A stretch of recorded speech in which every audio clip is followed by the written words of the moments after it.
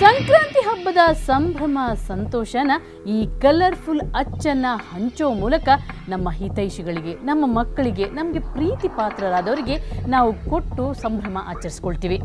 ಆದರೆ ಈ ಕಲರ್ಫುಲ್ ಅಚ್ಚನ್ನ ಹಂಚೋ ಮೂಲಕ ಬರೀ ಪ್ರೀತಿ ಮಾತ್ರ ಅಲ್ಲ, ಅಪಾಯಕಾರಿ ರೋಗನೂ ಹಂಚ್ತೀವಿ.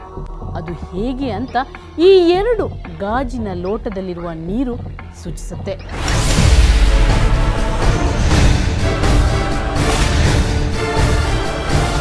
ಬಣ್ಣಕ್ಕೆ ಎಂಥವರನ್ನೂ ಮರಳು ಮಾಡೋ ಗುಣ ಇದೆ. ಇದೇ ಗುಣವನ್ನ ಬಂಡವಾಳ ಮಾಡಿಕೊಂಡು ಆಹಾರ ಉತ್ಪಾದಕರು ಆಹಾರಕ್ಕೆ ಯದ್ವಾ ತದ್ವಾ ಬಣ್ಣ ಬಳಸುತ್ತಿದ್ದಾರೆ. ಯಾವ ಪರಿ ಬಣ್ಣ ಹಾಕ್ತಾರೆ ಅನ್ನೋದನ್ನ ಒಂದು ಸರಳ ಪ್ರಯೋಗದಿಂದ ತಿಳಿಸ್ತೀವಿ ನೋಡಿ. ಗಾಜಿನ ಲೋಟದಲ್ಲಿ ಶುದ್ಧ ನೀರು ತುಂಬಿಸಿ ಅದಕ್ಕೆ ಬಣ್ಣ ಬಣ್ಣದ ಸಕ್ಕರೆ ಅಚ್ಚು ಹಾಕಬೇಕು. ಅರ್ಧ ಗಂಟೆ ಹಾಗೆ ಬಿಟ್ರೆ ಅಚ್ಚಿನ ಬಣ್ಣ ಹೀಗೆ ಬಯಲಾಗುತ್ತೆ.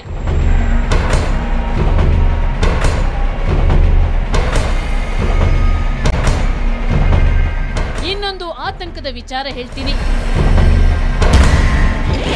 ಬಣ್ಣ ಪೆಟ್ರೋಲಿಯಂ ಉತ್ಪನ್ನ. ನಾವು ಆಹಾರಕ್ಕೆ ಹಾಕೋ ಬಣ್ಣ ಪೆಟ್ರೋಲಿಯಂ ಉತ್ಪನ್ನ. ಇದನ್ನ ಕೋಲ್ಟಾರ್ನಿಂದ ತಯಾರಿಸ್ತಾರೆ. ಇದು ಕ್ಯಾನ್ಸರ್ ಕಾರಕ.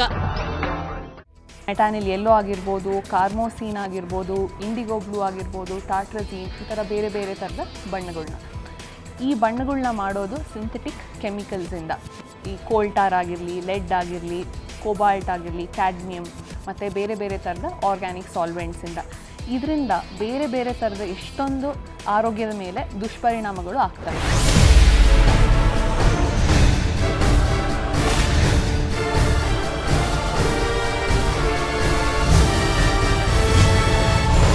ಆಹಾರದ ಬಣ್ಣ ಹೋಲುವ ಈ ರಾಸಾಯನಿಕ ಕಲರ್ ನಮ್ಮ ಆರೋಗ್ಯದ ಮೇಲೆ ವ್ಯತಿರಿಕ್ತ ಪರಿಣಾಮ ಬೀರುತ್ತೆ. ಇದು ಎಂಥೆಂಥ ಕಾಯಿಲೆ ತರುತ್ತೆ ಅನ್ನೋದರ ಪಟ್ಟಿ ಇಲ್ಲಿದೆ ನೋಡಿ. ನಾವು ಆಹಾರದಲ್ಲಿ ಬಳಸೋ ನೀಲಿ 1 ಬಣ್ಣದ ಸೇವನೆ ಹೆಚ್ಚಾದ್ರೆ ಕ್ಯಾನ್ಸರ್ ಬರುತ್ತೆ. ಮಕ್ಕಳಲ್ಲಿ ಕಲಿಕಾ ಸಾಮರ್ಥ್ಯ ಕುಸಿಯುತ್ತೆ, ವರ್ತನೆಯ ಸಮಸ್ಯೆ ಉಂಟಾಗುತ್ತೆ. ನೀಲಿ 2ರ ಸೇವನೆಯಿಂದ ಮಿದುಳಿನ ಕ್ಯಾನ್ಸರ್ ಬರುತ್ತೆ. ಸಿಟ್ರಸ್ 2 ಬಣ್ಣದಿಂದ ಕ್ಯಾನ್ಸರ್ ಬರುತ್ತೆ. ರೆಡ್ 3 ಅನ್ನೋ ಕಲರ್ ಬಳಕೆ ಜೀವತಂತುಗೆ ಹಾನಿಯುಂಟು ಮಾಡುತ್ತೆ. ರೆಡ್ 40 ಬಣ್ಣದ ಸೇವನೆ ಮಕ್ಕಳಲ್ಲಿ ಬೆಳವಣಿಗೆ ತೊಂದರೆ, ಕಲಿಕಾ ಸಾಮರ್ಥ್ಯವನ್ನು ಕುಸಿಯುವಂತೆ ಮಾಡುತ್ತೆ. ಈ ಬಣ್ಣವನ್ನ ಐರೋಪ್ಯ ರಾಷ್ಟ್ರಗಳಲ್ಲಿ ಬ್ಯಾನ್ ಮಾಡಲಾಗಿದೆ. ಇನ್ನು ಯೆಲ್ಲೋ 3 ಬಣ್ಣ ಸೇರಿಸಿದ ವಸ್ತು ಸೇವಿಸಿದ್ರೆ ಕಿಡ್ನಿ, ಮೂತ್ರಕೋಶದ ಕ್ಯಾನ್ಸರ್ ಬರುತ್ತೆ. ಯೆಲ್ಲೋ 5 ಅಸ್ತಮಾ, ಪಿತ್ತಕೋಶದ ತೊಂದರೆ, ಥೈರಾಯ್ಡ್ ಉಂಟು ಮಾಡುತ್ತೆ. ಯೆಲ್ಲೋ 6 ನಿಂದ ಕಿಡ್ನಿಯ ಕ್ಯಾನ್ಸರ್, ಅಲರ್ಜಿ, ಜೀವತಂತುಗೆ ತೊಂದರೆಯುಂಟಾಗುತ್ತೆ. ಇನ್ನು ಗ್ರೀನ್ 3 ಬಣ್ಣದಿಂದ ಮೂತ್ರಕೋಶದ ಕ್ಯಾನ್ಸರ್ ಬರುತ್ತೆ.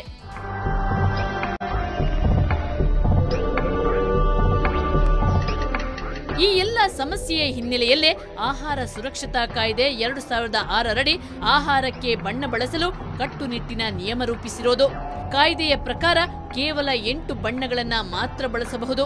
ಅದರಲ್ಲಿ 4 ಬಣ್ಣ ಕರಿದ ಪದಾರ್ಥಗಳಿಗೆ, ಮತ್ತೆ 4 ಬಣ್ಣ ತಂಪಾದ ಪದಾರ್ಥಗಳಿಗಷ್ಟೇ ಬಳಸಬಹುದಾಗಿದೆ.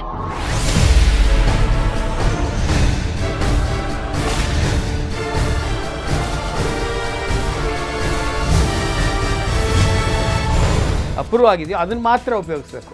ಆದರೆ ಈಗೇನಾಗ್ತಿದೆ ಅಂದರೆ ಕಂಟ್ರೋಲ್ ಇಲ್ಲದೆ ಇರೋದ್ರಿಂದ ಇದು ಲಾಭ ಮಾಡೋದಕ್ಕೋಸ್ಕರ ಅವರು ಸರಿಯಾಗಿರೋ ಕೆಮಿಕಲ್ಸ್ ಉಪಯೋಗಿಸಲ್ಲ.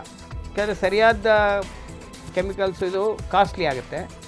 ಸೊ ಅದಕ್ಕೆ ಈ ಚೀಪ್ ಯಾವುದಾದ್ರೂ ಬೇರೆ ಇದನ್ನೆಲ್ಲ ಉಪಯೋಗಿಸಿ ಅದು ಸಾರ್ವಜನಿಕರಿಗೆ ಆರೋಗ್ಯಕ್ಕೆ ಧಕ್ಕೆ ಉಂಟಾಗುತ್ತೆ. ಬಣ್ಣದ ಬಳಕೆಗೂ ಮಿತಿ ಇದೆ. ಈ ಬಣ್ಣದ ಬಳಕೆಗೂ ಒಂದು ಮಿತಿ, ಪರಿಮಿತಿ ಇದೆ. ಅದೆಷ್ಟಂದ್ರೆ 1 kg ಆಹಾರಕ್ಕೆ ಗರಿಷ್ಠ 100 ಮಿಲಿಗ್ರಾಂ. ಅಂದ್ರೆ ಒಂದು ಸಾಸಿವೆ ಕಾಳಿಗಿಂತಲೂ ಕಡಿಮೆ ಪ್ರಮಾಣದಲ್ಲಿ ಬಣ್ಣ ಹಾಕಬೇಕು. ಆಹಾರ ತಯಾರಿಕೆಯಲ್ಲಿ ಬಣ್ಣಗಳನ್ನ ಉಪಯೋಗಿಸೋದು ಸಾಮಾನ್ಯ ಸಂಗತಿ. ಅದರಲ್ಲಿ ನೈಸರ್ಗಿಕವಾದ ಬಣ್ಣ ಅಂತ ಮಾಡ್ತಾರೆ. ಅದನ್ನೆಲ್ಲ ಈ ಹೂವು, ಹಣ್ಣು, ಈ ಥರದ ಒಂದು ನೈಸರ್ಗಿಕ ಒಂದು ವಸ್ತುಗಳಿಂದ ತಯಾರು ಮಾಡ್ತಾರೆ. ಅದೇ ರೀತಿ ಸಿಂಥೆಟಿಕ್ ಫುಡ್ ಕಲರ್ಸ್ ಅಂತ ಇದೆ. ಅದು ಕೆಲವೊಂದು ಕಂಪನಿಗಳು ಮಾಡ್ತಾರೆ. ಅದರಲ್ಲಿ ಏನಾಗುತ್ತೆ, ಅದಕ್ಕೆ ಯಾವ ರೀತಿ ಪ್ರಮಾಣನ ನಿಗದಿಪಡಿಸಿದ್ದಾರೆ ಅಂದರೆ 1 part per million ಅಂತ.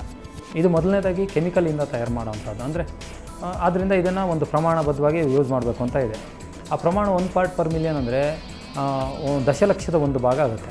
ಆ ದಶಲಕ್ಷದ 1 ಭಾಗನ ನಾವು ಯಾವ ಥರ ಡಿವೈಡ್ ಮಾಡ್ಕೊಂಡಾಗ 1 ಮಿಲಿಗ್ರಾಮು 1000 ಮೈಕ್ರೋಗ್ರಾಮ್ ಆಗುತ್ತೆ. 100 mg ಅಂದರೆ 100 ಮಿಲಿಗ್ರಾಮ್ನ ನಾವು 1 ಲಕ್ಷ ಮೈಕ್ರೋಗ್ರಾಮ್ ಮಾಡ್ಕೋಬೇಕಾಗುತ್ತೆ. ಅದೇ ಥರ 1 ಗ್ರಾಮ್ಗೆ 10 ಲಕ್ಷ ಮೈಕ್ರೋಗ್ರಾಮ್ ಆಗುತ್ತೆ. ಆ 10 ಲಕ್ಷದಲ್ಲಿ 1 ಪಾರ್ಟ್ ಮಾಡಬೇಕಾದ್ರೆ ಸಾಮಾನ್ಯವಾಗಿ ಯಾರಿಗೂ ಆಗಲ್ಲ, ಯಾಕಂದರೆ ಕಣ್ಣು ಕಾಣದೇ ಇರೋ ಲೆವೆಲಲ್ಲಿ ಇರೋವಂಥದ್ದು.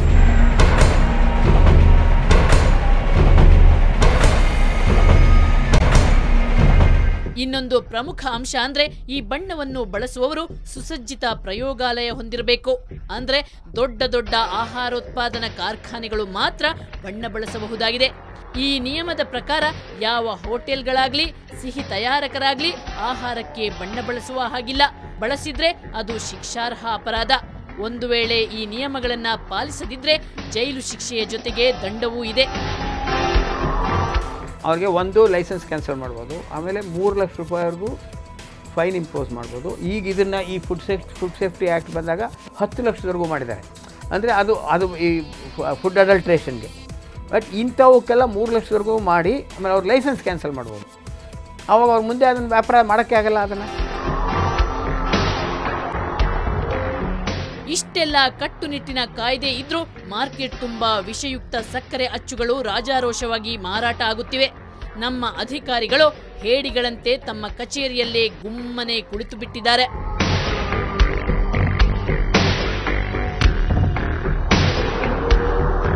ಆರೋಗ್ಯ ಇಲಾಖೆ, ಗ್ರಾಹಕ ಇಲಾಖೆ ಇಬ್ಬರಿಗೂ ಈಕ್ವಲ್ ರೆಸ್ಪಾನ್ಸಿಬಲ್ ಇದೆ. ಕಲರ್ ಮಾರು ಹೋಗ್ತಾರೆ ಅಂದ್ಬಿಟ್ಟು ಅದನ್ನು ಯಾವುದೇ ಒಂದು ಲ್ಯಾಬ್ರೇಟರಿನವರು, ಫುಡ್ ಇನ್ಸ್ಪೆಕ್ಟ್ರು ಅದನ್ನು ಸ್ಯಾಂಪಲ್ ತೊಗೊಂಡು ಚೆಕ್ ಮಾಡ್ತಿಲ್ಲ. ಇನ್ನು 2011ರಲ್ಲಿ ಜಾರಿಗೆ ಬಂದ ಆಹಾರ ಸುರಕ್ಷತಾ ಕಾಯ್ದೆ ಬಗ್ಗೆ ಸರ್ಕಾರ ಜನಜಾಗೃತಿ ಮೂಡಿಸುತ್ತಿಲ್ಲ ಅನ್ನೋದು ಹೋಟೆಲ್ ಉದ್ಯಮಿಗಳ ಆರೋಪ. ಇದನ್ನು ಮೊದಲನೇದಾಗಿ ನಾನು ಹೇಳೋದೇನೆಂದರೆ, ಆ ಕಂಪನಿಯವ್ರು ಏನು ಕೊಡ್ತಾರೆ ಅವರು ಇದನ್ನು ಇಂಥದಕ್ಕೆ ಪರ್ಟಿಕ್ಯುಲರಾಗಿ ಯೂಸ್ ಮಾಡಿ ಅಂತ ಹೇಳಿದ್ರೆ ಪರವಾಗಿಲ್ಲ, ಇಲ್ಲಾಂದರೆ ಇಷ್ಟೇ ಪ್ರಮಾಣದಲ್ಲಿ ಯೂಸ್ ಮಾಡಿ ಅಂತ ಹೇಳಿದ್ರೆ ಪರವಾಗಿಲ್ಲ, ಇಂಥದ್ದು ಲ್ಯಾಬ್ ಇರಬೇಕು ಅಂತಲೂ ಹೇಳಬೇಕು.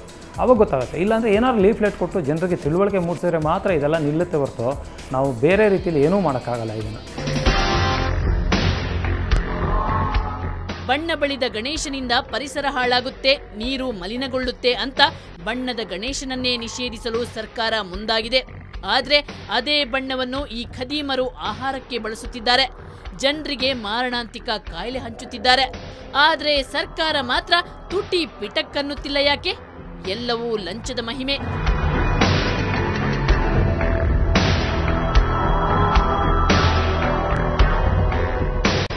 ನಮ್ಮ ನೆಲದ ಕಾನೂನು ನಿಜವಾಗ್ಲೂ ಬಿಗಿಯಾಗಿದೆ. ಆದ್ರೆ ಅದನ್ನು ಜಾರಿಗೊಳಿಸುವ ಅಧಿಕಾರಿಗಳು ಮಾತ್ರ ಲಜ್ಜೆಗೆಟ್ಟು ಲಂಚ ಪಡೆದು ನಮ್ಮ ಜನರ ಪ್ರಾಣವನ್ನೇ ಬಲಿ ಕೊಡ್ತಾ ಇದ್ದಾರೆ. ಇನ್ನು ಆರೋಗ್ಯ ಸಚಿವರು ಗಡತ್ತಾಗಿ ನಿದ್ದೆ ಮಾಡ್ತಾ ಇದ್ದಾರೆ. ಸರ್ಕಾರ ವ್ಯವಸ್ಥೆ ಏನೇ ಮಾಡ್ತಿರ್ಲಿ ಸ್ನೇಹಿತರೆ, ಆದರೆ ನೀವು ನಿಮ್ಮ ಪ್ರಾಣದ ಬಗ್ಗೆ ಜಾಗೃತಿ ವಹಿಸಿ. ರಾಸಾಯನಿಕ ಬಣ್ಣಗಳ ಬಗ್ಗೆ ಕೇರ್ಫುಲ್ ಆಗಿರಿ. ಇದು ಇವತ್ತಿನ ಕವರ್ ಸ್ಟೋರಿ. ಮುಂದೊಂದು ಸ್ಫೋಟಕ ಸುದ್ದಿಯೊಂದಿಗೆ ಮತ್ತೆ ಶುಕ್ರವಾರ ಬರ್ತೀನಿ. ಅಲ್ಲಿವರೆಗೆ ನಿಮ್ಗೇನಾದ್ರೂ ಸಮಸ್ಯೆ, ಸಂಕಷ್ಟ ಇದ್ರೆ ನಮ್ಮ ಈ ವಿಳಾಸಕ್ಕೆ ಬರೆಯಿರಿ. ಕವರ್ ಸ್ಟೋರಿ ವಿಭಾಗ ಸುವರ್ಣ ನ್ಯೂಸ್ 24/7, ನಂಬರ್ 36 ಕ್ರೆಸೆಂಟ್ ರಸ್ತೆ, ಶಿವಾನಂದ ಸರ್ಕಲ್ ಹತ್ತಿರ, ಬೆಂಗಳೂರು 1. ನಮ್ಮ ಇಮೇಲ್ ವಿಳಾಸ coverstory@suvarnanews.in. ನೇರ, ದಿಟ್ಟ, ನಿರಂತರ ಸುದ್ದಿಗಾಗಿ ನೋಡ್ತಾ ಇರಿ ಸುವರ್ಣ ನ್ಯೂಸ್ 24/7.